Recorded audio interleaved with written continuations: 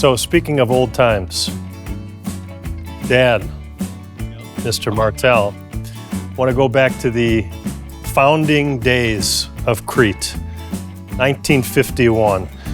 Your father started it, my grandfather, and your father worked there.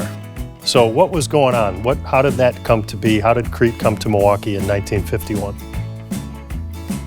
Well, the franchise came up for sale from Mack Truck Corporate.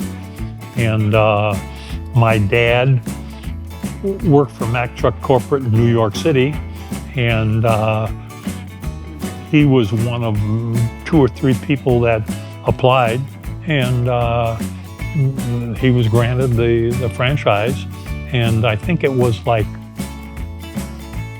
$50,000 or something in that range.